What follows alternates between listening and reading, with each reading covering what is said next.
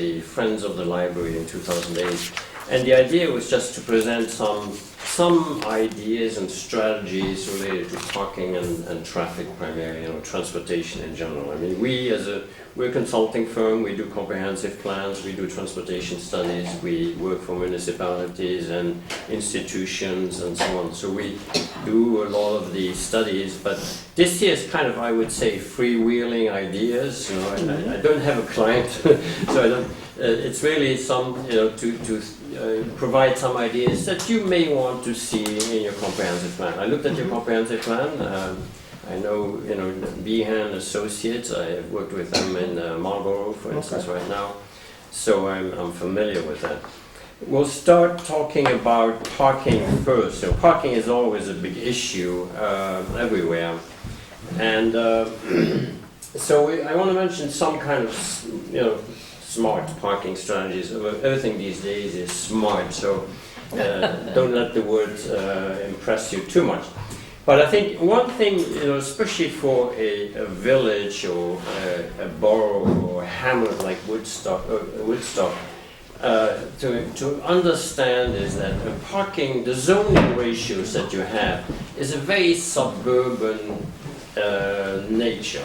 It basically implies when you have a zoning ratio that says you need to provide 5 spaces per 1,000 square feet or 3 spaces per 1,000 square feet, whatever that is, it kind of implies that you will provide that parking on your parcel of land, and that in itself is contrary to the feeling and the character of the village or hamlet like Woodstock. So what you have is municipal parking, and that is the right way of doing it. I would not.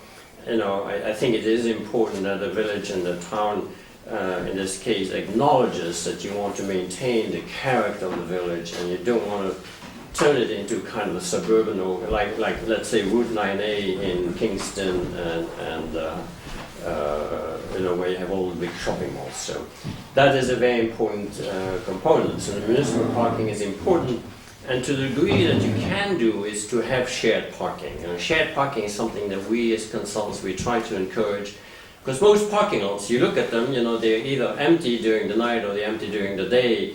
It's a terrible use of land. The parking spaces, the parking lots that we have all over America, and in Europe too, maybe to a lesser degree, but it's terrible that it's just used for a small portion. If you look at all the land that we dedicate to parking, it's an amazing cost, it's an amazing waste in a way. So that's why we're trying to improve the efficiencies of parking, and then shared parking is one way. And I show you a table how we handle shared parking. So that's again in maybe a more suburban kind of environment where you may have several uses that can share a parking lot. We also, whenever you do policies, parking policies, and I think you have done that here in Woodstock, is to differentiate between short-term and long-term parking. What's important is to provide, to give a priority to short-term parking. The shoppers, they are more sensitive to the parking conditions as opposed to long-term parkers. The employees, the merchants, they can walk a block or 2 blocks to get to their place. Parking enforcement is important. You have to enforce it. And we have now better technologies to do the enforcement. There are license plate readers that make that much more efficient and more cost effective. And then there's always a question of pricing. Pricing is a very controversial question. You in a way you price the parking lot that's $5 a day to park, but it's free parking on the street. And I understand that in a lot of smaller places, that's part of the character. I don't know that Woodstock will ever be ready to go to paid parking, but a lot of other towns do it. They are larger towns. Right now we're working with the village of Larchmont in Westchester County. They are changing from free on-street parking to paid on-street parking. And the basic idea is that the paid parking helps with turnover. What's important for the merchants is not the free parking. You do not compete with the big shopping malls. Woodstock, or whether it's downtown New Paltz, they do not compete with the shopping malls. It's a different kind of environment, and it's not the free parking that counts. What counts is turnover. And the turnover can be improved through price parking. I'm not saying the village should go to price parking, but it's important to understand the system and what motivates some municipalities to go to pricing is to increase turnover. New York City, as an example, obviously it's a whole other world. You know, when Bloomberg was not able to get congestion pricing, that goes back, I don't know, what is it, 6, 8 years, the city at that time increased the parking fees, and very significantly, and you could see turnover. We have our office on Fifth Avenue. Before, you could see the doorman going in and out with quarters and filling all day long, the readers with quarters. And then when pricing became more expensive and you had to pay with a credit card, you know, some parkers then chose a different way, and now you can find parking. It's expensive. I paid $12 for 2 hours of parking the other day because I just had to get to the office, you know. So that is an important element. It's again, the turnover is what brings business to the business people.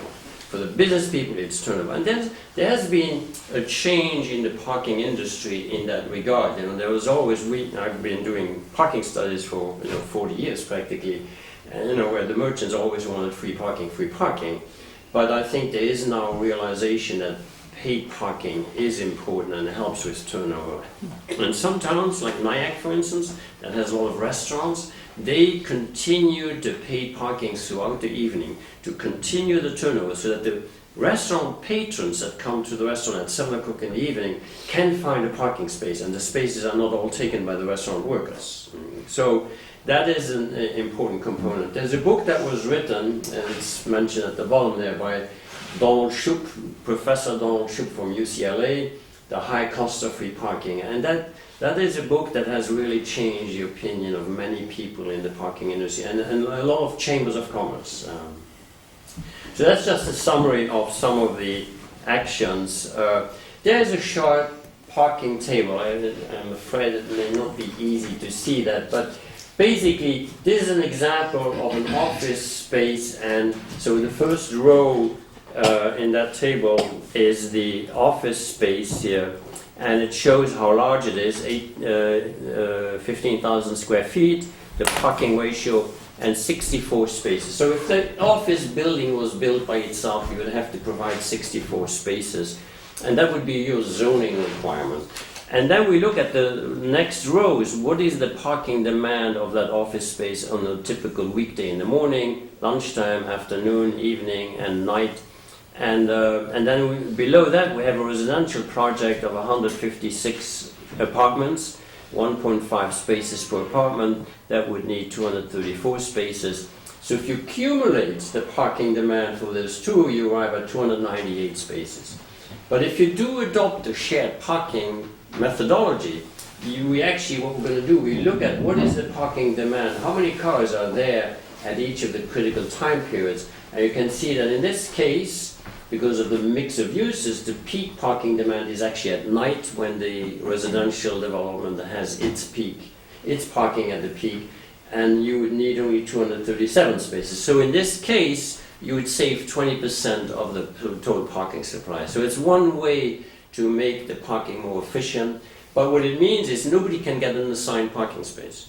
So we're doing a lot of these studies for instance, one of the key developments that I worked on many years ago is in Princeton, in New Jersey, the borough of Princeton, where they did, today there's a number of townhouse residents sharing parking with office employees.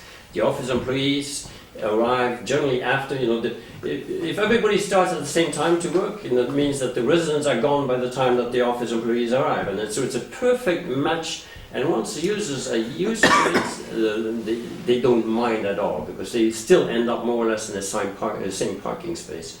So that's something that we see a lot. We try to encourage a lot. It's not easy. Some real estate brokers will tell you, I could never rent an apartment, but that's not true. I know a lot of places, and even the relatively upscale places, where that has been done. I don't know that it would apply anywhere here in Woodstock, but in case you have different users sharing the same lot, that is something that's worthwhile considering. It reduces paved area, it has all stormwater management benefits, heat benefits, land use benefits, and so on. So that's shared parking. I'll try to do this presentation in half an hour, and then we open up to questions, because I'm thinking it would be interesting to hear. The other thing, that's typical, and I think it happens in Woodstock, this is Manchester Centre in Vermont. Many years ago, we kind of recommended this sign, a park and walk, where we encourage, and there, Manchester is special, has these outlet stores, and there was a store owner, basically, that said, you park in my lot, and then you walk up, to it. It's like, if CVS was saying park here, and a lot of people do it anyway, I think, and I walk up, that we like to see that kind of behavior. Not necessarily the illegal use of parking, but that's what we like to see in communities like that. When people park once and then they walk, and that obviously, and I think it is happening to some degree in Woodstock. Here's an example of a parking strategy. This was in Rye, New York. To the best spots should be the short-term parking. They should all be time limited, and I think you have that to a large degree. It's a little bit illogical that the long-term parkers have to pay, somewhere, and the others get free parking. But it's not always completely logical. But you have that, and I think it is important to have the time limitation and to enforce it. I don't know if your police department has license plate readers, that makes the enforcement very easy. They just drive by and it's an automatic enforcement. The other thing that's happening in the industry is that technology has become better, and that's another reason why some municipalities do agree to go to price parking, to paid parking, because now it's much easier. You do it on your phone, and it's like people, the way they use Uber, they just pull their app and then they walk out. They barely talk to the taxi driver, the Uber driver, and the payment becomes much easier. It's much friendlier, and that's what's happening with all these new technologies. Whether you have a main muni meter and then you have your app and you pay with the app, and it's very easy. It's very simple. Most towns, they have their own app. Princeton has its own app. It's called Princeton Parking. It's a basically application of a commercial app that one can get. So that's about parking. Traffic. I became a traffic engineer in the United States, and typical traffic engineering, and I'm a licensed traffic engineer in California. California is the only state that licenses traffic engineers in their expertise. And at a certain moment I was doing work in Europe, and my client in Europe, public works director, said, George, I want you to do a roundabout. I said, a roundabout? You're crazy. We tear them out in America. and so that's how I learned about roundabouts, because there was a time when, because roundabouts are not also new in Europe. They were what we call the modern roundabouts. They were generated, the design principles of what we call modern roundabouts, as opposed to the old rotaries and the old circles and so on, were developed in Britain and were exported to France in the 80s, and that's where how I became aware. And it's basically, it shows different kind of philosophies of traffic safety. The traditional traffic safety philosophy in the United States is give very simple messages: red, green, walk, don't walk. It's baby talk, basically. And the other philosophy, where we as consultants for municipalities were fighting a lot with the New York State DOT, is DOT, and it has changed, it's changing slowly. Basically, they have always said the high design speed is safer. And so they say, if we design a highway for a speed of 60 miles per hour or 50 miles per hour, let's say, that's safer if we design a highway for 40 miles per hour, 30 miles per hour. And the thinking is, a highway that's designed for 50 miles per hour has to be relatively flat and you can see very well. It's very visible. And because it's so visible, you don't have these obstacles, it's safer. That has been the traditional kind of approach. And it may be true on the turnpike and on the thruway, but it's definitely not true on the urban streets or village streets, where you have conflicts with pedestrians and bicycles and so on. So what happens in our traditional system, and you see it on Route 28, as you drive through there, and 212 to some degree, You know, people drive at a relatively high speed, they get the green light, you know, most people have a tendency to accelerate a little bit with the green light, and they have the sense they are safe. It's their street, it's their intersection. Whereas, you know, the roundabout is a good example of a different philosophy. You know, the roundabout is this, and the key principle of a roundabout is to slow down the vehicle. The vehicles are forced to slow down to a speed of 15 miles per hour or 20 miles per hour, depending on what it is. And the other part is, we ask the users, whether they're pedestrians or drivers, we ask them to pay attention. Well, a lot of people, when they are asked, when they're forced to pay attention, they think that it is unsafe. Their reaction is, oh, this is not safe. And you know, I've heard that reaction from many people. Even traffic engineers, you know, the very respected traffic engineers. I remember when I started working on roundabouts, and I wrote a publication for the Transportation Research Board in Washington in 1998. I had a very, you know, respectable traffic engineer saying, they're unsafe. I just came back from Britain. They're not safe. But they are safe, and I will go more into that. But so the new principle is that we recognize slow speeds are important. We ask the users to pay attention, and that happens in roundabouts, and it happens in other kind of environments as well. And we separate the conflicts. We are used to have all the conflicts occurring at one location, and I think Route 212 near the Green is an example. You know, where you have cars coming from Rock City Road and making left and right turn, and you have pedestrians crossing, all the conflicts at one little location. A lot of people have a hard time, you know, and they're slow, they can't make up their mind. Whereas in other countries, separating the conflict is a key safety principle. The French say it, the British say it, the Japanese they say it. When you look at how the intersections are designed in other countries, they pull the pedestrian crossing away, and so the vehicle-pedestrian conflict occurs first, and then there's a vehicle-vehicle conflict. And the roundabouts are a good example of that, and I'll talk more about it. So what we're trying to do is move away from the kind of exaggerated safety that people have with traffic lights, and bring them into an environment where they pay more attention, and the behavior automatically changes. And I'll talk more about some examples. This is a graph. There are many versions of this graph. You know, the effect if you have a vehicle-pedestrian collision at 40 miles per hour versus 30 miles per hour versus 20 miles per hour. If a pedestrian is hit by a vehicle at 40 miles per hour, the chance of fatality is 85%. 85% chance of being killed.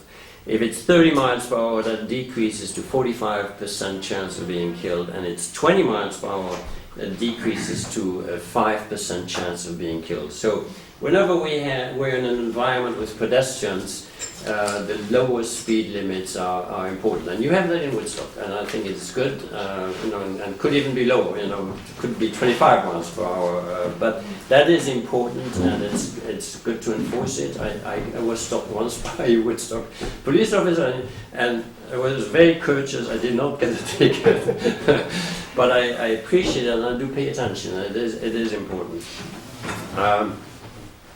So why are roundabouts safer than traffic lights?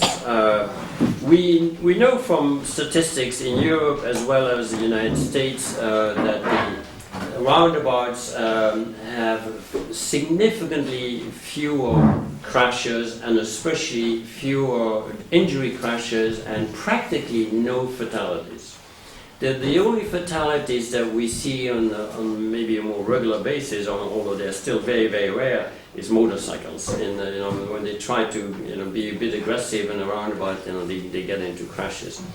But they are safe. We have these statistics from all over the world. And again, these are the modern roundabouts.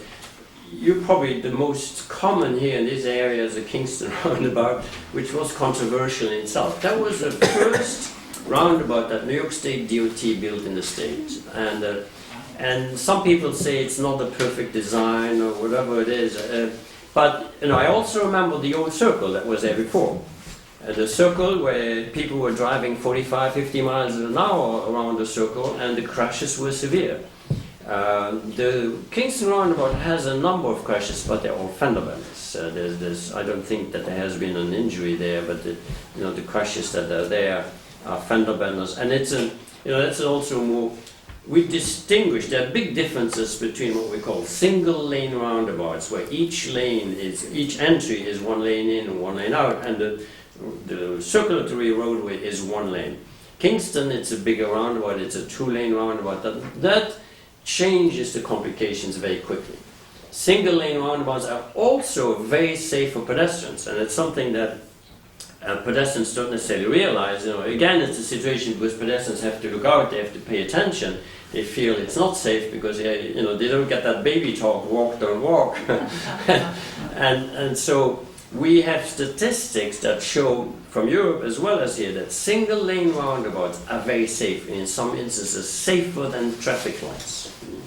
The only thing that's very safe with traffic lights is if you have what we call an exclusive pedestrian phase, meaning when all the cars are stopped on all the approaches and the pedestrian can actually cross in a diagonal.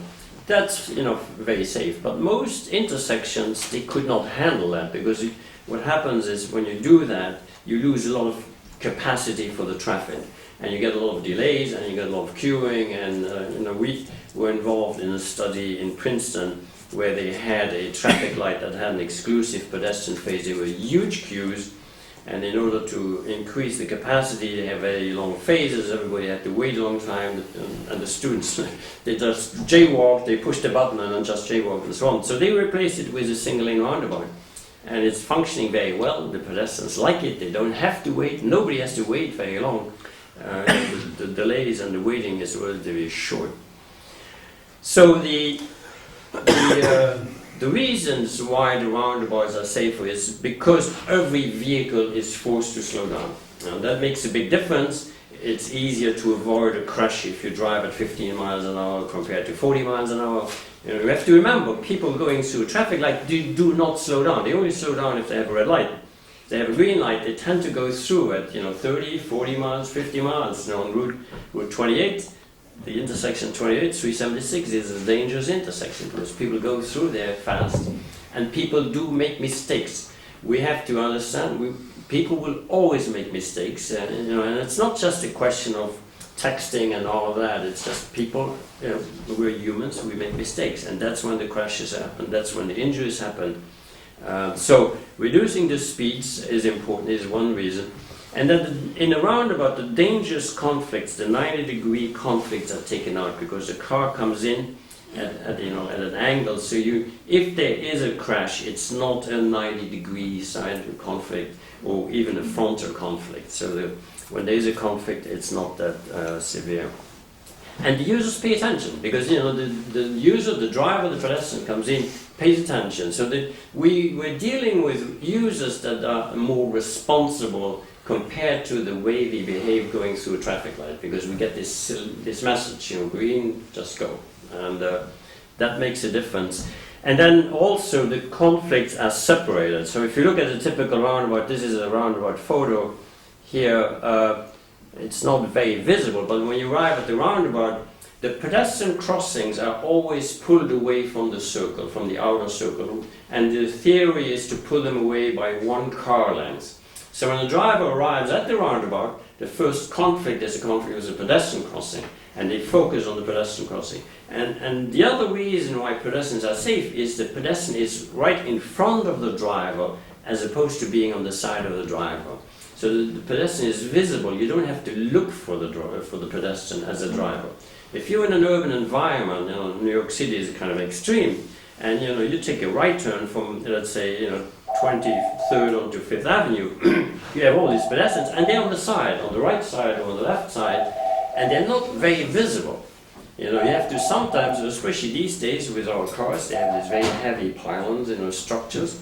You sometimes have to look, and so we have, New York City is a very interesting terrain to study pedestrian safety.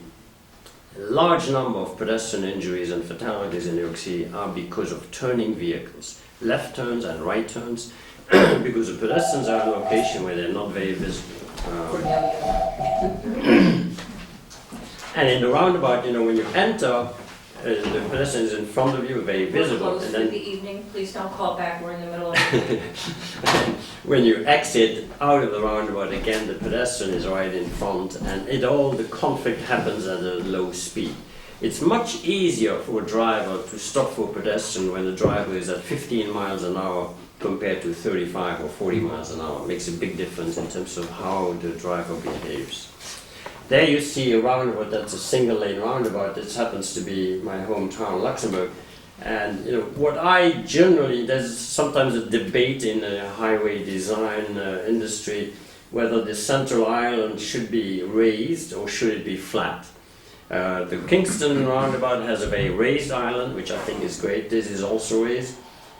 In Europe, generally the philosophy is you don't want the driver to look through the other side of the roundabout and try to bet whether he or she can beat the car coming from the other side.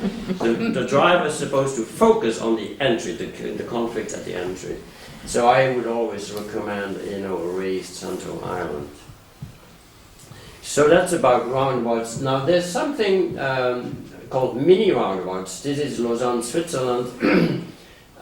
So they function the same as a roundabout, but we build them in areas that are too small to put a full roundabout. To put a single lane roundabout, ideally you want to have an outside diameter of 115 feet, 120 feet. So you can have a central island with landscaping. But if you have less than that, like in this case, you can do a mini roundabout. And what happens is the cars drive around that kind of button, and then, and it's visible in the next slide, you see this car driving around it, and the big trucks or buses, in this case, there's even city buses driving through that, they can drive over that island. So that is, we're starting to see these in the United States as well. They function like a roundabout. You can see you have the pedestrian crossing pulled away. You can see it down towards the end of that. You have the splitter island. Although the splitter island is mountable, so very large trucks, a fire truck can drive over the splitter island and can drive over the central island, which is like a button. Feel free to interrupt, I think, as we go along. And here's another example in Spain, Lanzarote. That's another kind of mini roundabout.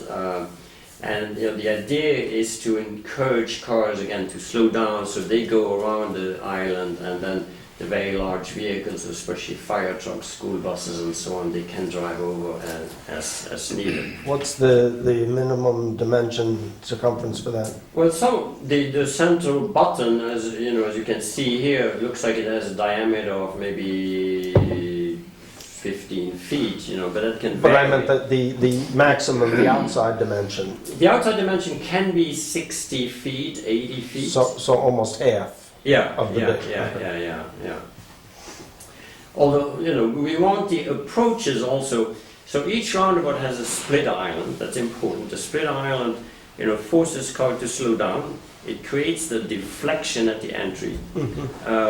And so we try to do that here with either painted islands or ideally with raised islands. In Princeton right now, we're considering building mini roundabouts. Princeton has it's a historically designated alley of elm trees where you enter into Princeton, and the university is building new intersections, and we will probably build mini roundabouts because that minimizes the loss of trees and it still slows down the traffic. We're still able to build raised splitter islands that are very helpful in terms of slowing down the traffic. Yeah, I have a question. So for the mini roundabout, if you have townspeople that aren't used to a roundabout, is it kind of like the main roundabout, you have to follow what it does. There's no real barrier. So do people adjust to that safely? Yeah, they do. There's no real barrier, but there's that central island that keeps you, keeps you away from that. And the approaches are also designed, to create the deflection. And I'll show an example of a mini roundabout for your intersection here in Woodstock. Okay, and the other question I would ask too is our main road that could probably use one or two of those is a state road. And we have to get their approval for everything, and you don't happen to know how they feel about mini roundabouts, do you?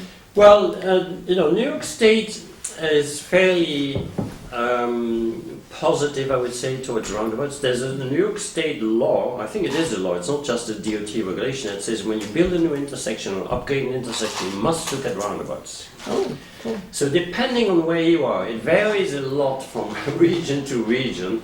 The Albany region is very aggressive in terms of building roundabouts. Poughkeepsie built the Kingston roundabout and they're a little bit shy, although they built additional roundabouts since then. In Poughkeepsie near Vassar, there's a series of roundabouts on Route 55 and 44, either one of those. So as far as I know, they have not built a mini roundabout yet, but we're going to get there. It takes time. DOT is a little bit like these big tankers. It takes time to change. Yeah. But it's also, and what's going to get us there is also the mini roundabouts are significantly less expensive. Now roundabouts like traffic signals, it's easily $500,000, if not $1 million.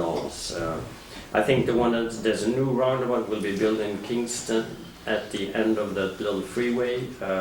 Colonel Chandler Drive. Right. And I think it's a very expensive roundabout. I don't know. And they started work yesterday. Yeah. They got sewer lines they have to move and everything. And it will be interesting to see, because that's an example of a traffic signal where people wait and wait and wait, and the roundabout will change that significantly. Another thing that happens is in the industry, moving away a little bit from roundabouts, is the shared streets. And this is an example in France. We have that. And, We already got that. so basically, this is there's on the left. There's a new building by a famous architect, and then it was a former marketplace. So basically, what it is, and I'll try to. So there you see the new building, and the transition. Here's the transition from regular street into the shared street. You can see the road is rising. You can see that looking at the sidewalk there. It's ramping. The crossing, pedestrian crossing, is kind of ramped, and then you have, beyond that, the cars and pedestrians are mixing, and the only separation is the steel bollards to kind of make sure that the cars don't go all over the place, but the pedestrians go all over the place. So that's something that's being done, and there's a regulation that says pedestrians have the right of way. Obviously, it also changes the behavior of the driver. We don't see it much yet in the United States, but it is becoming. New York City is interested in doing it. We did a study to do this on Wall Street, and the only obstacle was all the limousines that were picking up people. So New York City has not done it yet, although in Brooklyn apparently they did a shared street.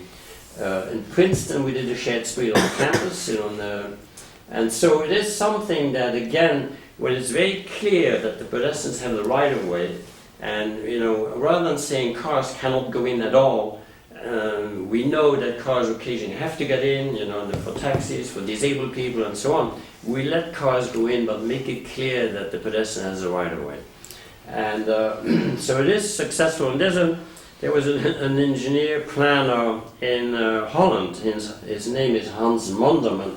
And here's, again, that's the same area. There's even a police station further down. You don't see it very well in this picture, in this area. So the police uses it as well. And Hans Monderman was a Dutchman who basically, he said, let's take out all the stop signs, the traffic signals, and he called it naked intersections.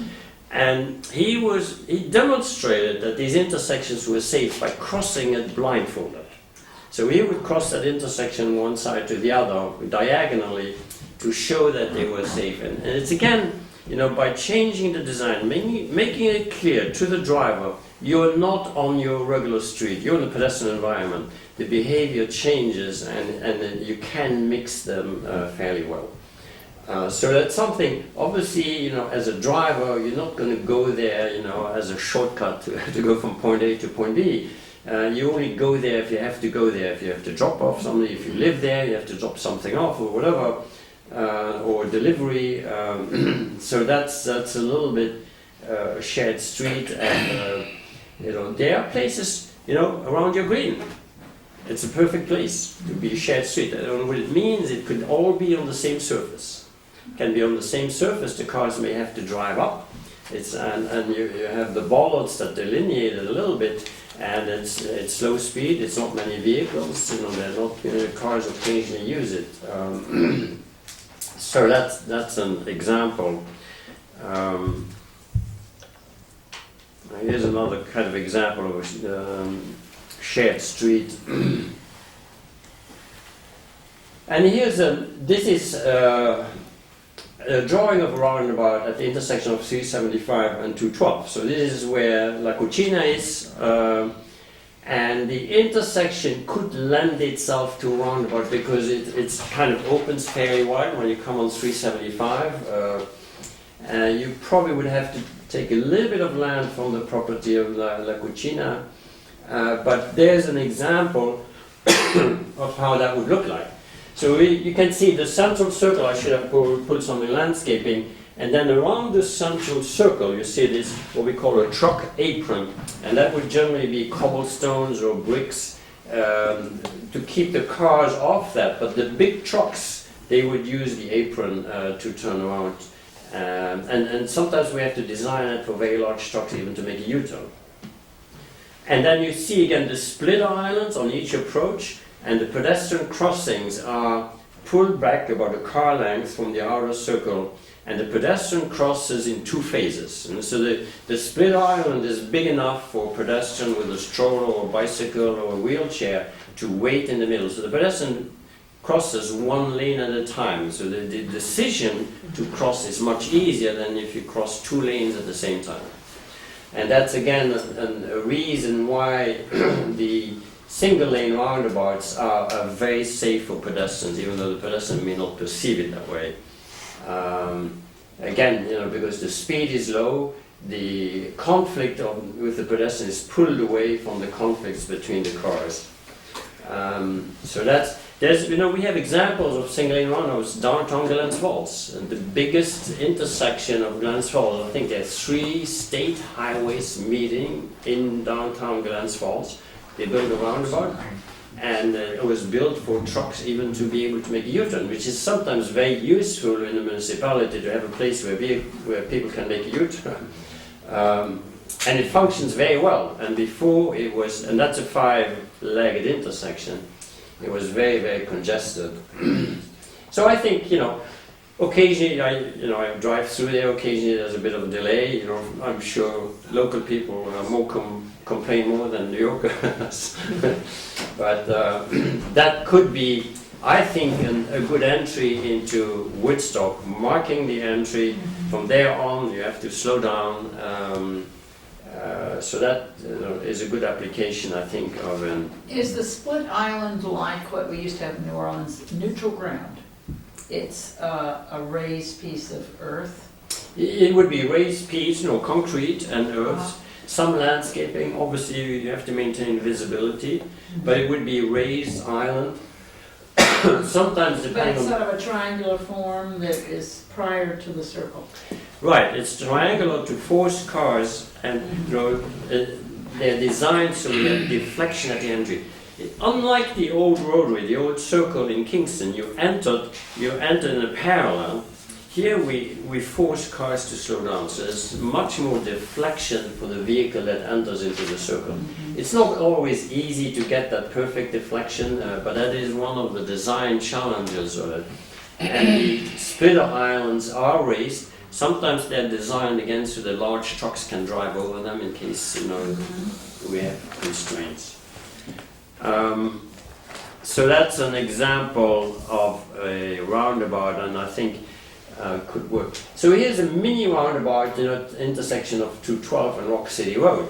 Obviously there's not enough room there for a full roundabout, but it could function as a mini roundabout, and there you can see with these yellowish, those would be neck downs, again to shorten the pedestrian crossing.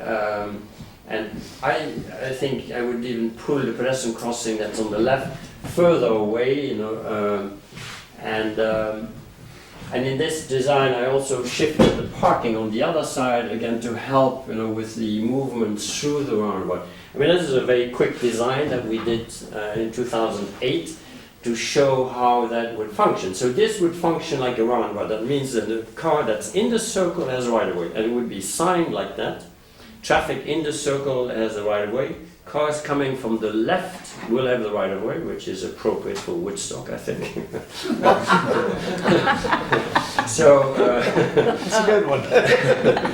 A little traffic humor there. and the pedestrian crossings are pulled away from the circle.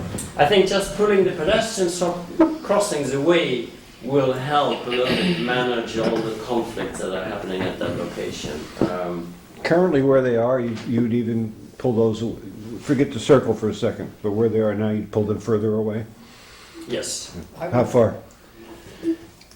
15 feet from the intersection. 2 car lengths? Yeah, one has to see exactly where it works best, but more or less 15 feet.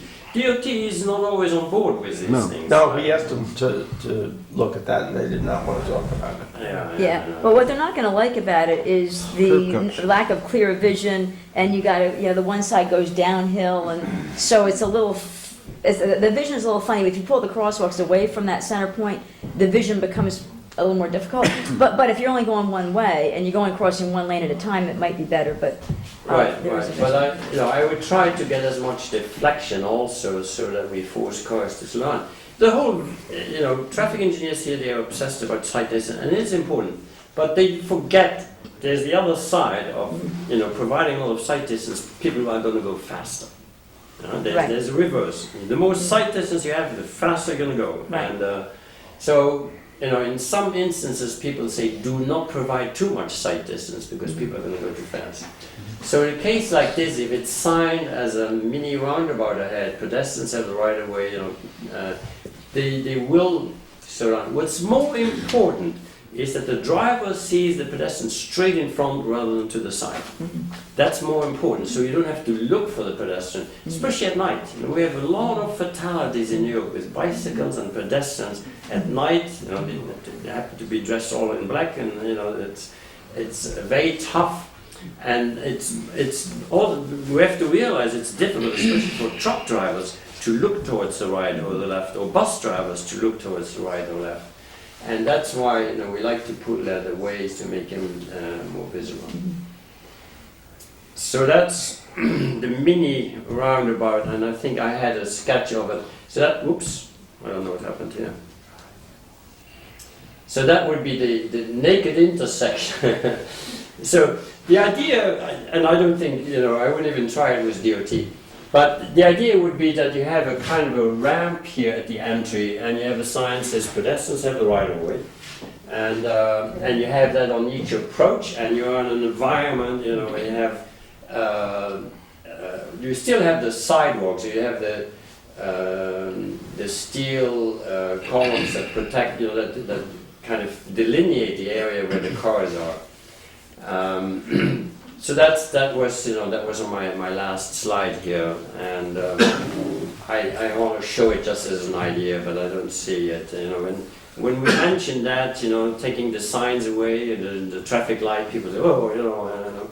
But you go to other countries. We worked in Hanoi, Vietnam, the master plan for Hanoi, and they don't pay attention to traffic lights. It's amazing. You sit in the car there, and you close your eyes, but it's a very, very different behavior, and people,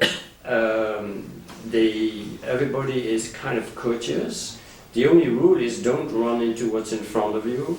And when they honk, it's just to tell you I am next to you. It's not the angry behavior that we see in the United States. It's important to realize, behavior is a very important part of this, and depending on where you are, driver behavior, it can vary substantially. So when you cross the street in Hanoi as a pedestrian, and if you wait for a gap, you'll never be able to cross. You just have to cross, and everybody does it. Just cross. And Yes. so anyway, that's the end. But I think to get back to, the more real possibilities for Woodstock, I do think, the roundabout can be a good possibility for the intersection of 375 and 212, and the mini roundabout could be a possibility. I mean, obviously you can also install traffic lights, but honestly, I don't see traffic lights in Woodstock. The other problem with traffic lights at that location is that it would be, the delays on weekends would also be fairly long, because you would probably want to have a phase just for pedestrians. There's not enough room to have turning lanes, so everybody is in one lane. The traffic lights, many of the roads that we have are 4 lanes or 6 lanes wide, like Route 9W in Ulster and Kingston, because we install traffic lights. Once you stop the car at the traffic light, you need to have 2 lanes or 3 lanes. Roundabouts, the big advantage is we do not need to widen the road as much, as fast as we do with the traffic light, because the traffic light, you stop the cars, and to make up for that lost capacity, we have to provide 2 lanes immediately. And so, in this case, Rock City Road, there's no room to have a left turn lane or right turn lane, and so the traffic light would not be very performing in that particular situation. On weekends you probably have relatively long delays, also because you probably would want to have an exclusive pedestrian phase. It's not possible, but again, I think we work in a lot of communities, and every community thinks they're special. But Woodstock is special. We are. Yeah, we are. I'm glad you recognize that. I do recognize it, Yeah. and so in my mind, at least, I don't see a traffic light in Woodstock. But maybe, No, we don't see one either. There is one traffic light in Woodstock. We have one traffic light. yeah. Here comes his trivia. That's the quiz Oh, question. God, it's getting boring. Oh, yeah. Stu, it's out on 28. Yes. You only heard it once, Jackie. That's all I needed to hear. Okay. Any questions from the board? Yes, I have some questions. So the first question is, and you mentioned the comprehensive plan, and we have several committees came out of that. One of them being the zoning revision committee, which I'm on, and one of them being the complete streets committee, which I'm liaison to. And fortunately, I see 3 or 4 people from the complete streets committee here tonight. So my question is, I think it would have been wonderful, and I realized kind of late in the game that you were coming, and then I kind of very last minute got the word out that you were coming. I think it would be great. I don't know. I know you say you're a business. I don't know if we asked you to come present to the Complete Streets Committee, because they're looking at all streets aspects. They would look at this, they would look at safety, pedestrian safety, parking. They're looking at a lot of stuff. So I don't know whether, if you were to come back and present to Complete Streets Committee, is that a fee? Is that I don't know how that works, because I know you say you're a business. Well, if I can do it on weekends, it would be easy for me, and I wouldn't mind doing it on the weekend or Saturday or so. Yeah, Sure, we no, can work that out. and I'm glad you raised the complete streets. Complete streets, it's a philosophy, if you want. It's not a particular design, and it's basically a philosophy that came about as a reaction to the fact that, the last 100 years we designed the streets just for cars. Cars. We didn't think of anything else. The more room we could provide to the cars, the better, and now we go back and we try to fix it. We're working in Waterville, Maine, trying to change these wide open roads, and instead of having all one-way roads, bring back to two-way roads and so on. And design it for all the users. But it doesn't mean we have to have a bicycle lane, and we have to, it just means we should think of the other users and what can we do to help the pedestrian and the bicycle, and then the whole range of users, kids and elderly people, disabled people, and so on. And it's obviously a very, very tough assignment. I did read your comprehensive plan, and I saw the statement on complete streets. What can you do? Try to get more shoulders on 212, between Woodstock and Bearsville would be one help. And then the other thing is just marking, it's, what we call sharrows. Some towns, but Princeton has done it, Princeton also has relatively narrow roads. They have more, it's more of a village, a borough. But they instituted, the sharers, which is these sharer markings on the road with a bicycle, which basically sends a message that share the road. The road is being used by bicyclists, and the bicyclists have a right of way. And it's not necessarily a significant safety improvement for bicycles. We haven't seen any real statistics on that. The traditional bicycle lanes are also, if you have a bicycle lane next to parked vehicles, is also not a perfect solution. The dooring, and we see fatalities like that. Pedestrian gets doored, and it's not and then the pedestrian falls into the traffic Or the lane. bicycle, the pedestrian or the bicyclist? The bicyclist falls into the traffic lane and Right. gets run over. It's very, very tough. Because our infrastructure is so designed for the automobile, and it's very difficult to And change. it's already there. That's the thing, already it's there, hard to and- change because and it's it's already. very narrow, it's already there. as compared to cities on the west coast. So it's a tough assignment for that committee. But I think trying to get wider shoulders, maybe narrowing the travel lane a little bit. But again, you have to get DOT on board. And it's not Sure. easy. Easier said than done. Yes, very difficult. Any other questions from the board? Comments? I'll go to the public. John? For the center of town at Rock City Road, I'd like your idea of moving the pedestrian crosswalks away. I'm surprised you mentioned only 15 feet. Could you address why only 15 feet? Why not more? And what would be the feasibility of getting that change done, relatively quickly? Some of the things you mentioned are longer term, but could we get something done quickly there in terms of those crosswalks? Yeah. Well, if you move them away further, then they become what we call mid-block crossings. And DOT also has a hard time with mid-block crossings, but we now see that more often. About, I would say, 15 years ago, there was all the DOTs, they have this what's called the Green Book, which is a book that says what you can do, what is supposedly safe and not safe. And that's also the book that the attorneys use when they sue the state or sue the municipality. It's a very serious business. So a lot of engineers, DOT engineers, will tell you, I must follow the Green Book, because not that the Green Book necessarily means it's safe, because the Green Book has changed because it was not always safe. But that protects them against lawsuits.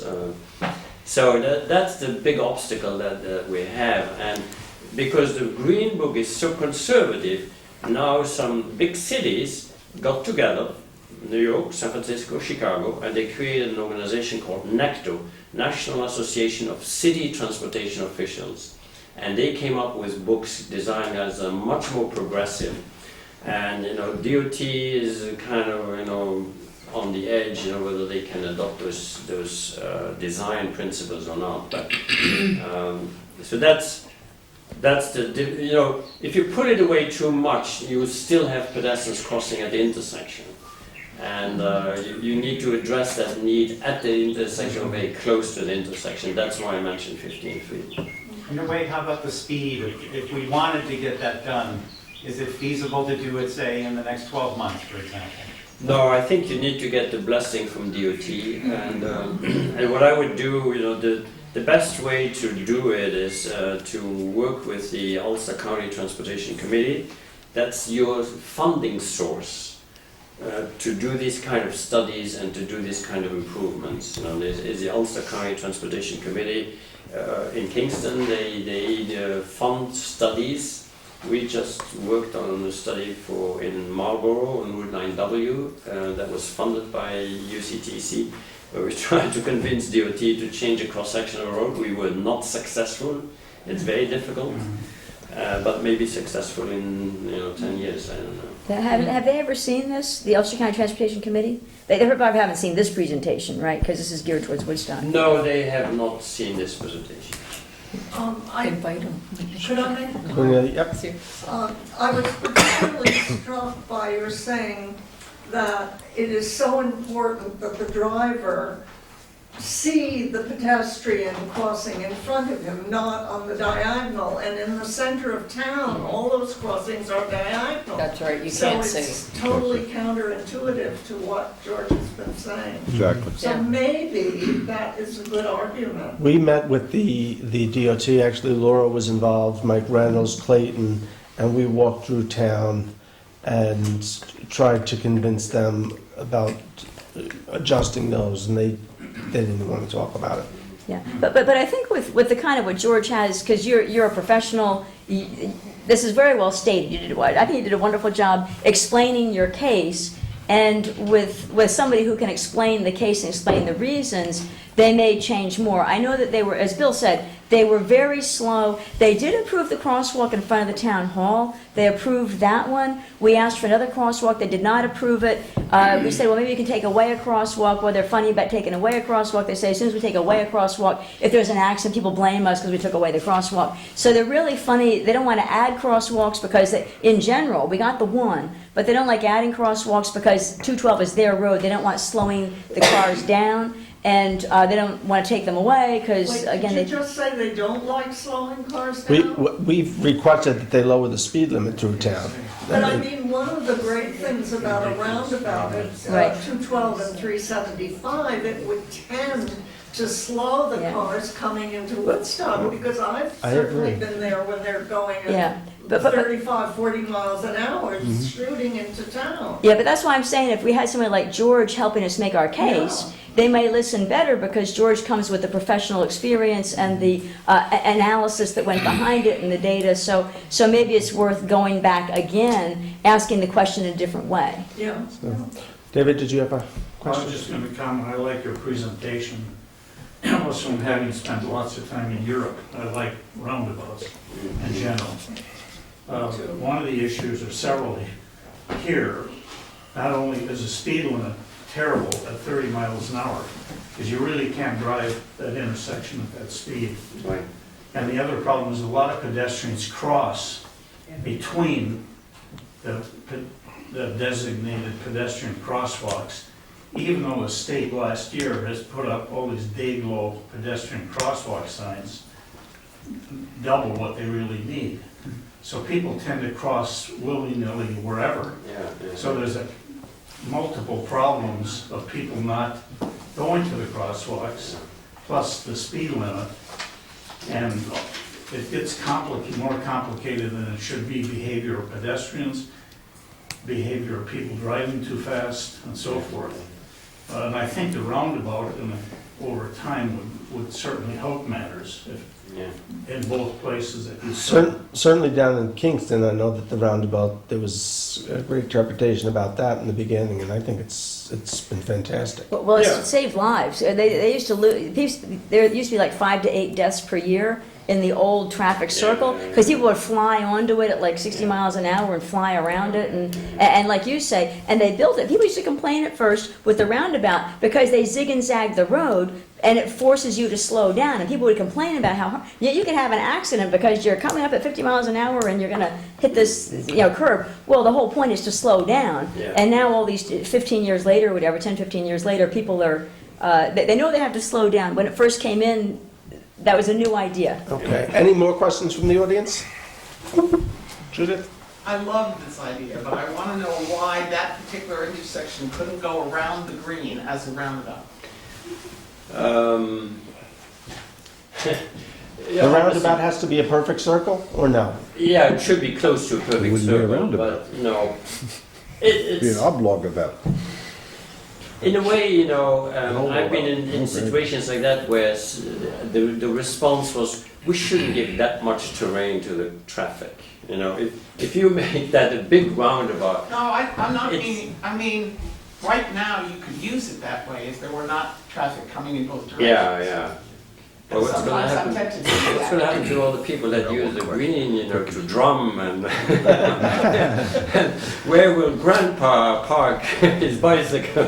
Well, what about a three-way stop? I would not destroy that green. No, I'm not suggesting that. My I'm wife just will be happy to suggesting hear people going around it. People going around it. Yeah, but then, typically in a roundabout, we don't want pedestrians to go into the central island. Oh, That is, because the idea is that once you're in the cars that are in the circle, it's very fluid. If there's congestion, it's only on the approach. The circle itself is always fluid. Okay. And, that's why we don't want pedestrians in the center line. What So about there'd be no three-way- drumming What out about there. three-way stop at that corner? Three-way Three-way stop stop. is a possibility, yeah. It's not a very elegant one, but it No, I is. mean, it's ugly, but at least people who are Yeah, yeah. coming along 212 would stop. So Right. people who are coming down Rock City Road could get out. Yes, At yes. the I don't moment, know people wait for that DOT, pedestrians because it's the only chance they get. yeah. I don't know that DOT would approve it, it's a state road. Yeah, I don't But- believe that they would, actually. I think we talked to them about that. Right, and the other issue that I see is in the wintertime especially, you're going uphill. If you have to stop and you're on an icy road, you'll never get going again. Real quick. Stuart? What, Oh, then I understand it, thank you for your presentation, and it really illuminates the traffic flow issues, especially at this intersection. What has been the experience in terms of accident rates at that intersection or injury? Has it down?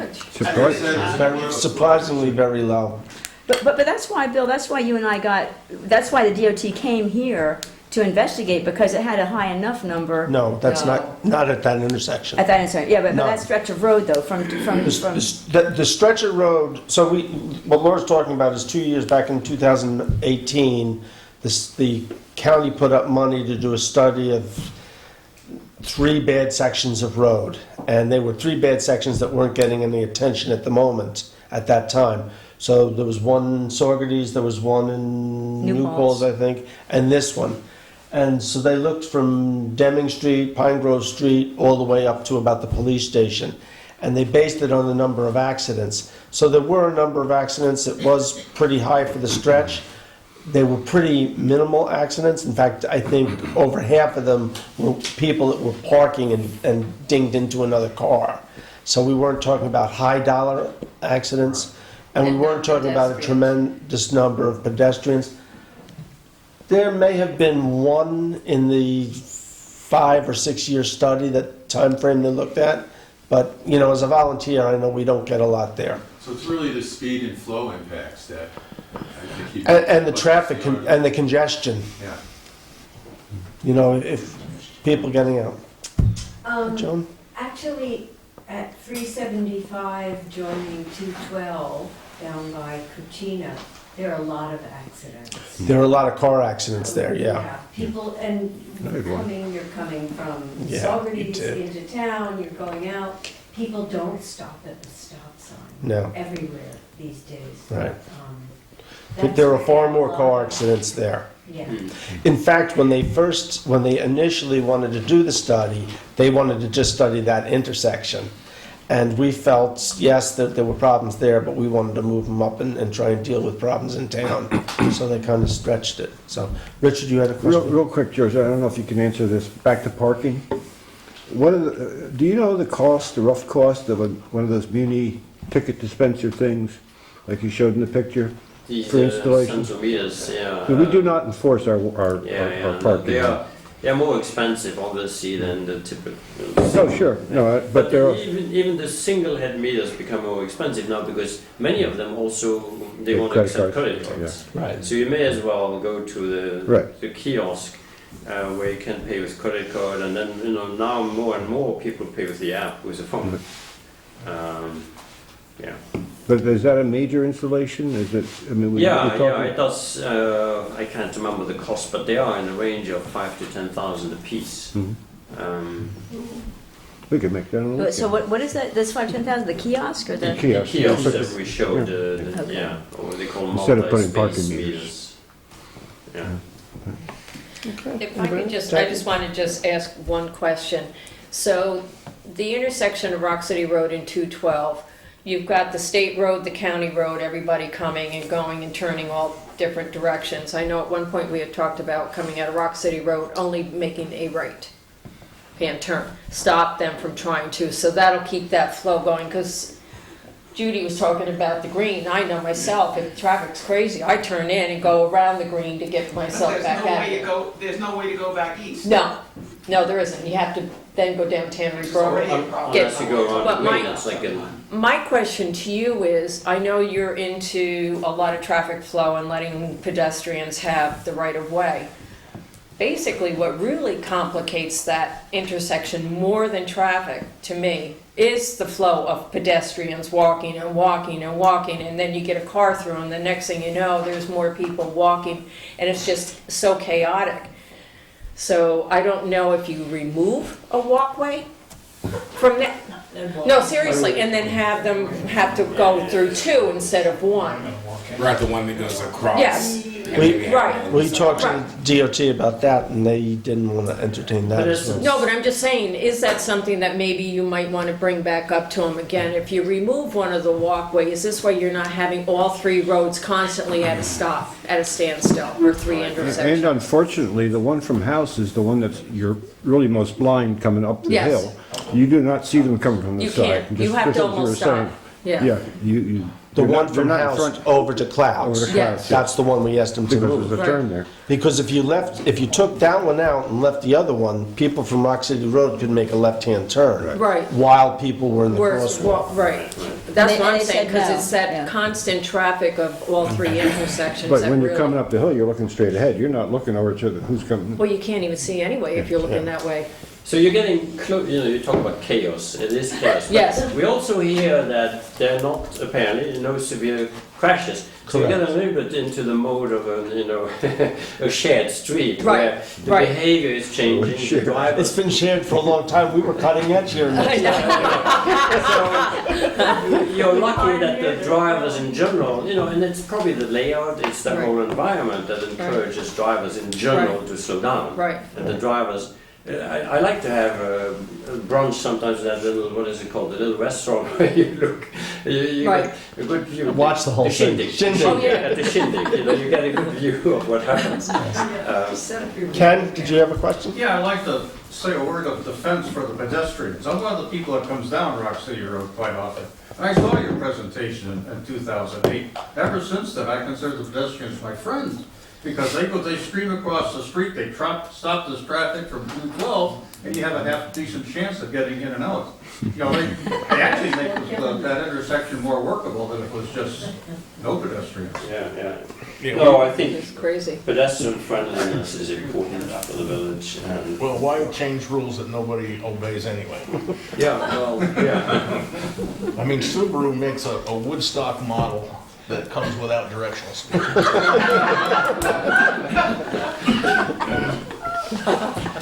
Any more questions for Mr. Jackmore? But do we have any next steps?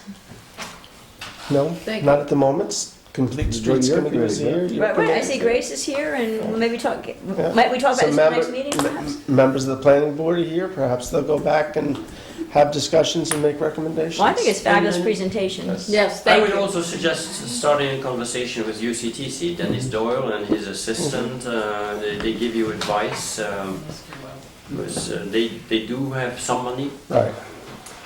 And that's one way to get DOT on board to Right. some degree at If least. they don't have to pay for it. Yeah, yes. All right. Mr. Thank Jackmore, you. Thank you. Thank you very much. Yes, thank you. Thank you, thank you. Cornelia, thank you for arranging this. I'm delighted that I was able to. It was very generous of George. Absolutely. I hope it's not the end of the relationship. You have to watch Cornelia, she never throws out a phone number. We'll take a couple minute break while they break that down. Guys, want to get a drink or something? I'm gonna get the kind I want. What? I'm gonna get the kind I want. Thank you. Do you have all your cords and everything? You got everything? Yes, Thank you again. yes, thank you. That would make us, yes. But we can't be putting like line in there and stuff, because then people get. Right. That they know.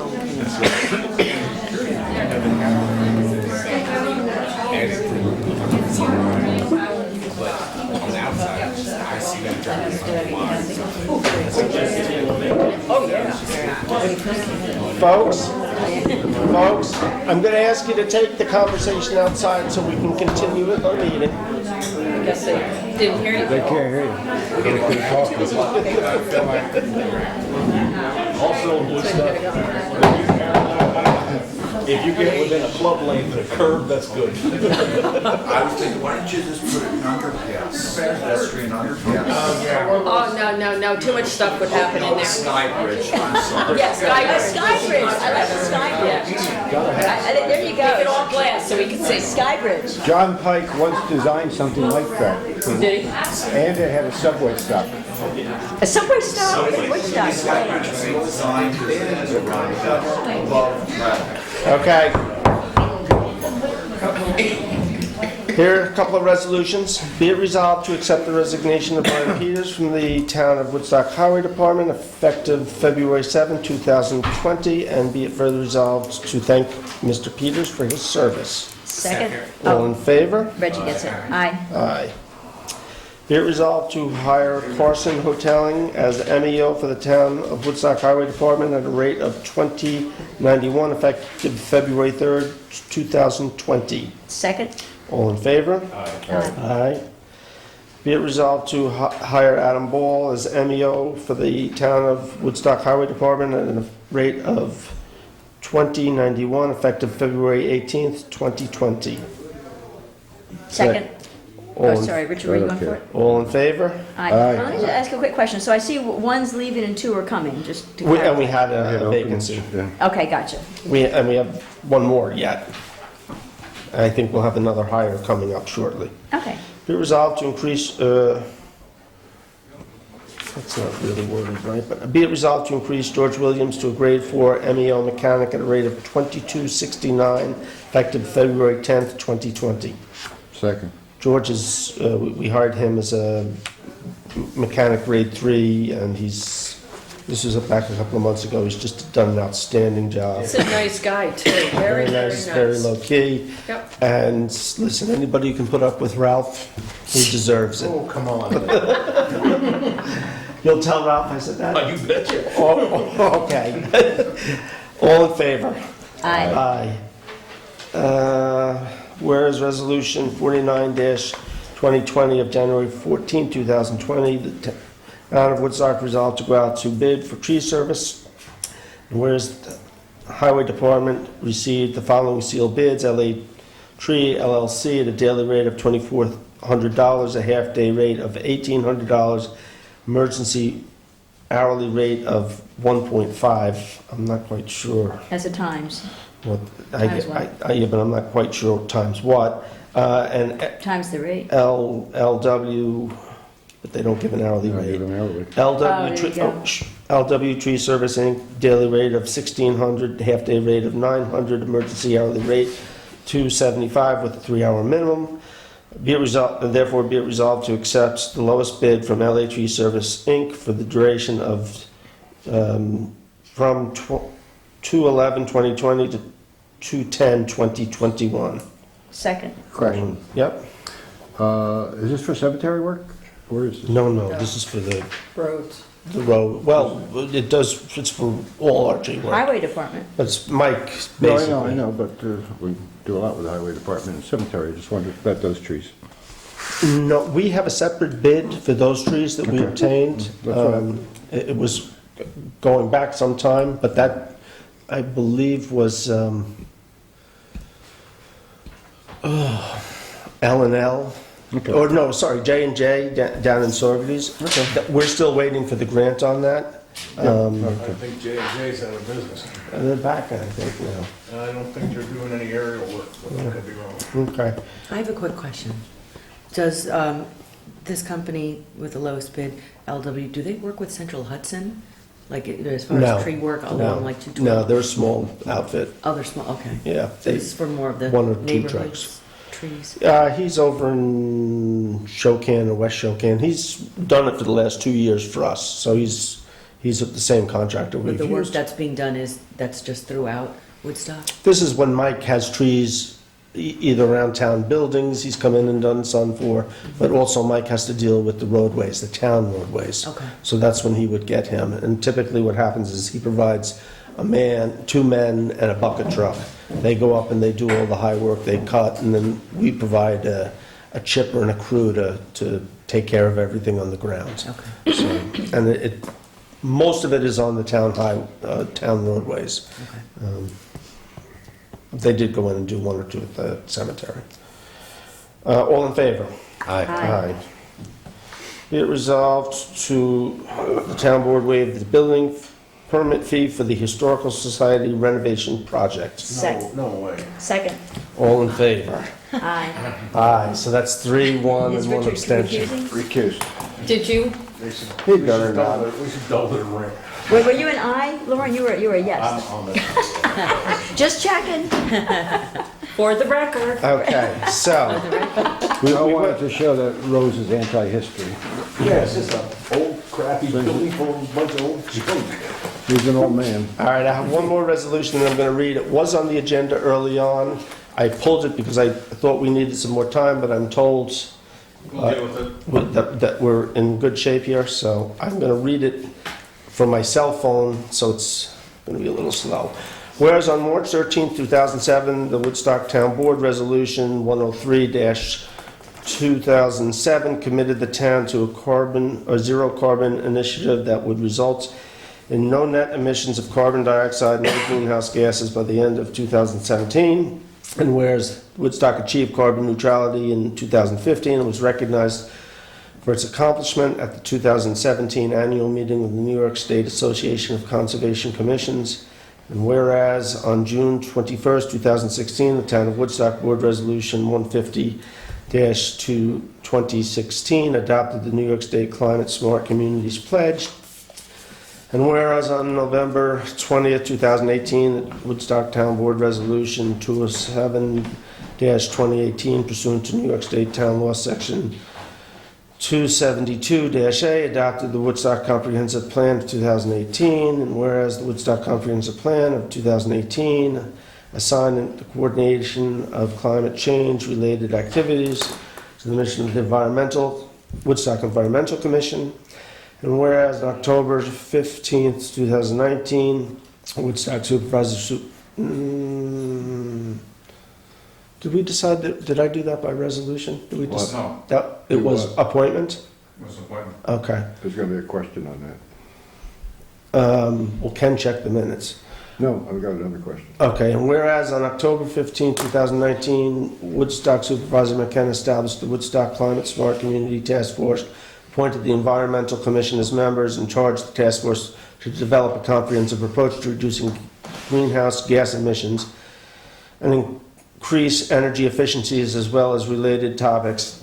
And whereas the New York State Climate Smart Communities Pledge requires the adoption of an authorizing resolution establishing Climate Smart Communities Task Force, describing the task force mission and defining the duties of the task force coordinator, therefore be it resolved, the Woodstock Town Board establishes the Woodstock Climate Smart Task Force, and further more, be it resolved, the mission of the Woodstock Climate Smart Task Force shall be, 1, to attain bronze level certification under the protocols of the New York State Climate Smart Communities Program by documenting and qualifying actions taken since 2007 by the town to achieve carbon neutrality, and 2, document and qualify actions completed by the town, the Environmental Commission, and other Woodstock organizations consistent with the goals and objectives of the Climate Smart Communities Program, and 3, work with the Woodstock Highway Department and the Building Department to define a hazardous mitigation plan that will prepare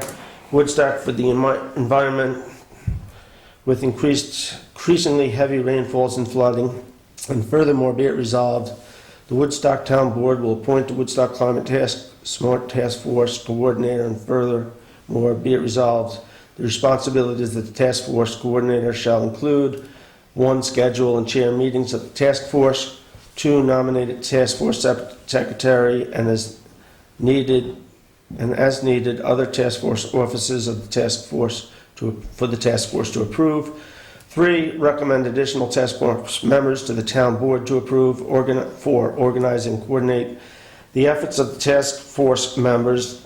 5, represent the Woodstock Climate Smart Task Force at meetings and forums. Be it further resolved, the Woodstock Climate Smart Task Force will consist of 7 members and shall consist of members and may consist of members of the Environmental Commissioner, town employees, and Woodstock residents with an interest in addressing climate change. And furthermore, be it resolved upon the recommendation of the task force, additional members may be appointed by the town board.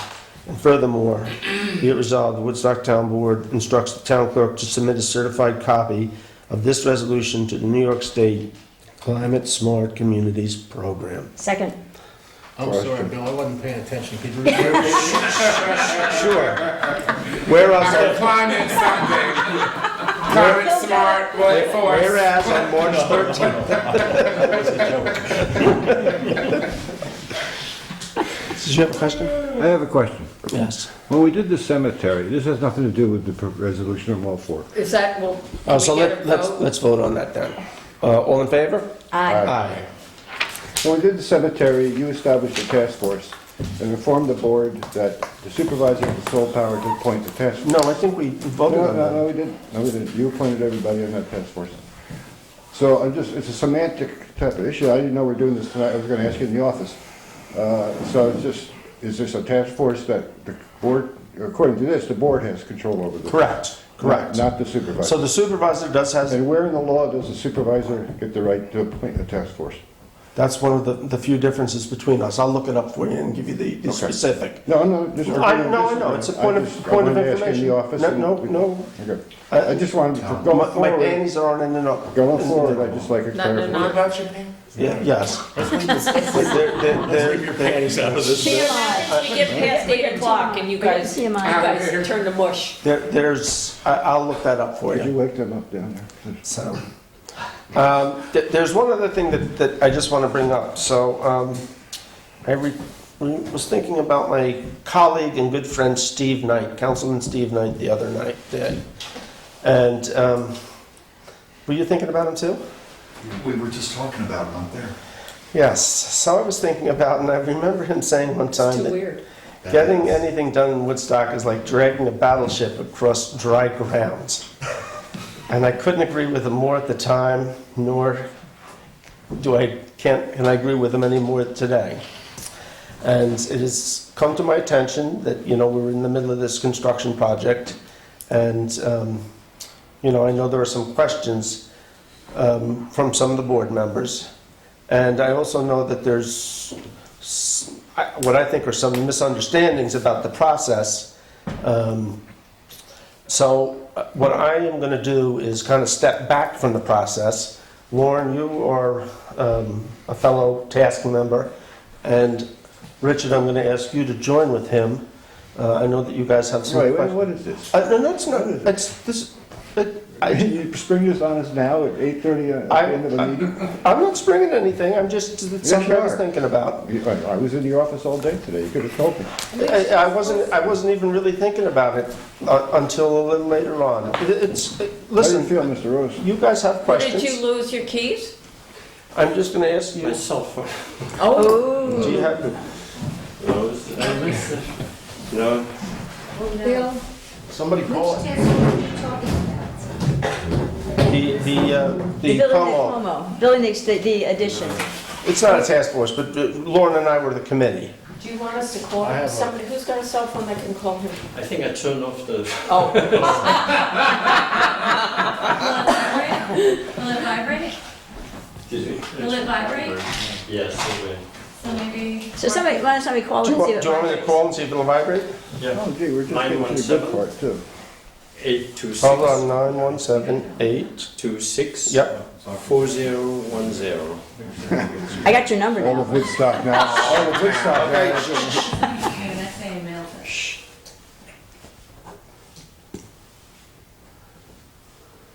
Yes. I hear it. I hear Bill's phone ringing. I hear Bill's phone ringing. I hear It's Bill's. the best one. Is it? It's in your pocket? No, that is. No, it's Bill's phone. You sure it's not in the car? Yeah, it must be in the car then. Sorry about that. No, that's okay. It's in the case with your computer. You know, people lose their phones, it's like losing themselves. I don't know, Yeah. my whole These life. days, But yeah. yeah, that's a good point. You look in your computer case? Yeah. Excuse me? Your computer case? Yeah, I have that. Yeah. It's not in there? I checked. I'll look again. Come on. Thank you. Okay. That's mine. So where were we? Well, So- we so were ready- talking about ready to Lauren and adjourn. Richard being, well, Well, I just want you two guys to reach out to, We've already reached out to the architects. well, I guess I'm interested because I'm fine with you guys doing it, but like, my next question was kind of gonna be, I thought that somebody was gonna call the architects back, the Walkers back in. well, we and were, hold on, we were gonna have them come in, but I'd like to give you two guys an opportunity to try and work out any concerns, and we can call them back in March if we're. We talked to the architect. Okay. So are you comfortable moving forward then? Well, no, I thought the idea was they were gonna come here and make a presentation, because we have not discussed it as an entire board. And Well, since have our last input. July. Okay, and have our input. You know, I've talked to Les, and he knows some of the things I'm thinking about, and he's poking around, see what he can do. You know, I'm not gonna speak for Lauren, Okay. but, you know, I think the whole board needs to be talking about this, not just me and Lauren. Well, and I think so as well. I think people talked about siding. I think people want to make sure that the addition has a similar look and feel as much as possible. Somebody said, well, the CCD should have a say in, does the look and feel, how do they feel about the look and feel? CCD's been looking at it for. Right, and every time I look at it, I say, well, how come the roof's going this way and not that way? You know, I mean, it is what it is, but in any event, but I think, yeah, I think we do want to see Well, it you should again. reach out to Les and have that conversation.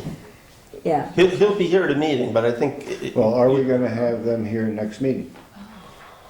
You said March, right? Well, no, Can you originally come they were back in supposed to- February? Originally, they were gonna come, but if you guys need more time, and Well, I sooner think it would rather be, than later, really, right? from They're where trying I'm to get going. sitting, They're trying to but get I need a going. board that's comfortable. Well, I think I'm comfortable with the footprint. It's some of the finer details that I'd like to know more about. But the footprint I'm comfortable with. You know, I guess I'm a little, past boards didn't work as much with the finer details. We left it to the architect. If you guys want to be more involved in that, but we, Well, the whole, I mean, I believe the whole town feels like they own the Cuomo, right? Every townsperson, this is a well, building for the town. in some sense, they do. And they do, right, and they do. And so I think that the look and feel and what people are going to see when they drive up, I think matters, because I think it's going to matter to people, and we should be putting good judgment into Okay, that. so you know what I'm going to do is I'm going to ask you and Reggie to get together at some point over the We're next buds. week or two and go meet with the Walkers. And I'll ask the same of you guys. And let's just see if we can't fine tune before they make a presentation to the public. Because there should be some agreement, I feel, from the board before we present it to the public.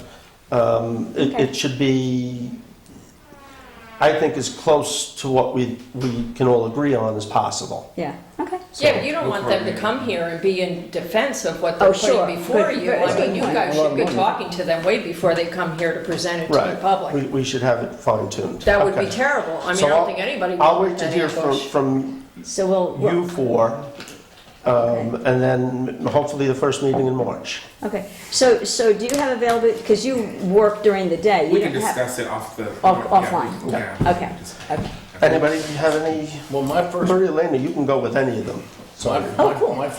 my first problem with it is, it doesn't fit on this building at all. I mean, it's just, but there was an erroneous line drawn on a map that went right through Rotron, correct? And the Right. whole board talked about that, and we voted unanimously to move that line. Correct. And we did. Well, there's an erroneous line drawn right here, and we didn't do any of that. We ran away. But the issue there, Lauren, is that the easement does say that that line can be adjusted. It can, It- but we didn't stay on them. But the other part of it was, that it says, if there's no alternative. And part of the issue is that, you know, in talking with the architects, I mean, I think they reviewed and came up with about 4 possibilities that fit within that acre. And given that, I just think it's, that situation, I don't see how the Conservancy could possibly have granted that. I don't see how they could have possibly said no. That's taxpayer land. Taxpayers want to use their own property, how do they say no? But again, the taxpayers voted for Well, the easements. We should at least make them say no. That's my point. Make them step out in the light. So that's what you want to do, is go back to the original. That was our first choice. That was everybody's first choice. That was Lester's first choice, your first choice. And so now we're doing something that's not our first choice, and it just doesn't fit here. Well, I mean, the architect seemed to think it fits better. He's an architect. What's he gonna say? Well, I drew this, but I don't like it much. Well, you know, having worked with Les on 2 other town projects, I can tell you that when Les feels strongly about a design issue, he sticks to his guns. If he feels there's a better alternative or an equal alternative, he'll say that. And he feels this one actually came out better. But, you know, I've heard... And if we put it up for referendum and it goes down, then what do we do? Where are we then? Yeah, that's... We're back to the drawing board. Yeah, all right. Well, But I mean, that's gonna be, with any project, we're gonna face that. I get it. But we would lose this year, though. I mean, it would be unfortunate if it did go down, because we would lose this year. By the time we kind of got something going again, I guess that's why I feel that it's really important that the board all be working on this in the same direction. Because if 2 or 3 of us are working in one direction and 2 or 3 of us, there's a good chance the referendum would go down.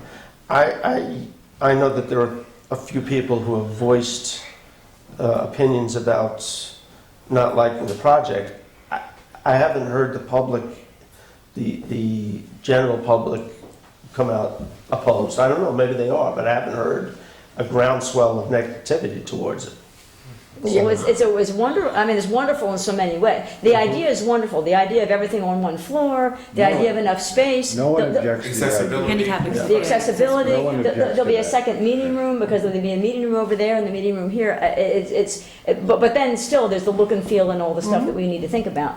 Right. But I think in general, And honestly, that hasn't changed since last June 2019. What hasn't changed? The overall design. You mean the shape? The shape, the direction of the roof, you know, the pitch has been Well, adjusted. I have a bunch of design questions I've put to Les, so. Yeah, yes. Like, why does the one roof slam into the wall? I mean, I've never seen that before in my life. With the cricket. Well, he didn't have any cricket in there, he just showed the roof running right in the wall. Oh, yeah, but no, there's a cricket there.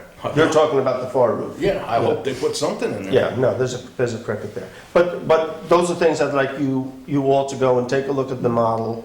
Yeah, And- and Les has responded to me and some of my things. I'm still not sure we're in agreement, you know. I know one of your issues, Richard, was the siding, the shakes. And actually, I heard the other day from I Les. talked to Les again on Saturday, and he said he had found some, but I got some Yeah. other ones, so. Yeah. You know, but, you know, some of my ideas maybe makes the project more expensive, and the board may not want to go there. I don't think we replace the slate roof, I think we fix it.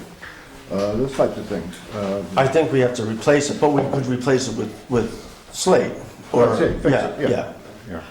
Instead of all, you know, asphalt shingles or something. And I don't disagree with you on that. If you have more expensive ideas, one of the things is we can get alternate bids. For instance, I suggest we should get an alternate bid for the cedar shape, or it's not cedar shape, but the cedar shaped looking product that Les has come up with. That should be an alternate bid, and then we have a decision. Then you have a decision to make, but again, my decision would be for the shake. So, Right, yeah. and it'll be, the board will have a straight up and down vote on that. In terms of procedure, the board votes to hold the bond vote. Is that correct? I do have that resolution. Is that Yes. the next step that would happen? Yes, but again, I'd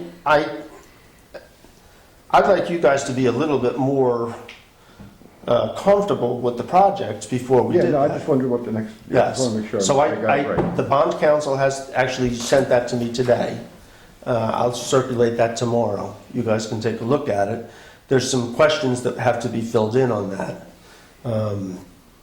But the bonds is specific to this design. You know, it talks about what we're doing here. So if that changes, this bond resolution would be no good. And so that's why I think it's important for us to to work that out. Okay, but, okay, well, Okay. Bill, Iris? so you mentioned about, you haven't heard much from the public. I've heard some, but not a lot. well, we actually haven't put it up there much Have either. you, I know, I think I remember seeing this here once. Mhm. I mean, maybe you haven't reached out enough to the public, have, a real presentation in a town hall, a bigger forum, and then maybe you'd hear. Yeah, more. we might. Yeah. We may. I'm just going by conversations I have with people on the street, meeting them in different places, coming here, and we talk about it a lot.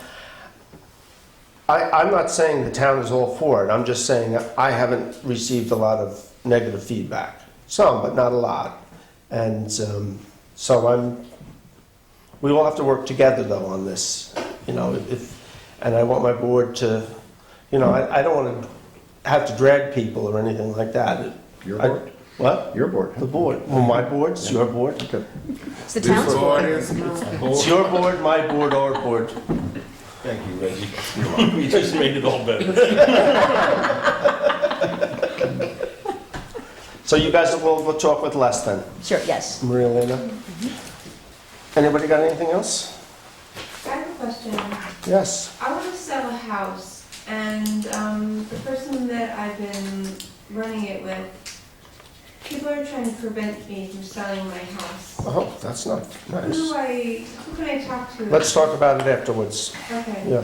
Well, it's not even legal, I would think. Yeah. I mean, you want to sell your house, you sell your house. That seems a little illegal of people who try to prevent you, but that's just... No, there's issues.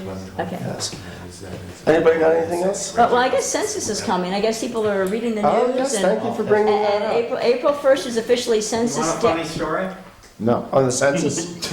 We went out there, and I called George's number, Oh, and you and found. his car answered the phone. So that means So the that phone's meant in the the phone car. was there. Is in the car. So then we had to find it. Is it in the parking lot? Where is In it? between the seats. It was in his backpack all the time. Did you say that? Well, Yay, he said it first. Did you say John. Yeah. Well, back to the census. The census official census day is April 1st, 2020.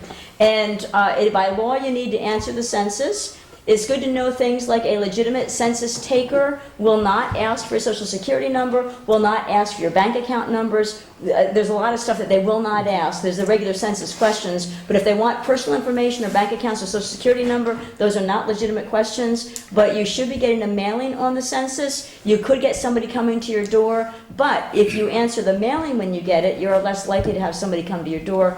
But it is the law that you do need to answer the The census best way to questions. answer too is online, and we're working There you to go. have a computer up here where folks can actually come Excellent. and do it up here. So, Right around the corner. okay? Pam's office. Yes, No. Iris. I saw that the website, town website is updated, and it has the message board that. Oh, you like that? We're not done with it, but It's too fast. Ashley is, It's too talk fast. to Ashley. Because I can't hardly read it, and it's gone. It flips too much? Okay, we'll see if we can You slow can slow that that down. down. And there's a grammar mistake. No. Oh, no. No. That was probably me. God, we're humans. Stuff it down. Motion to adjourn. Second. All in favor? Good meeting. Yes.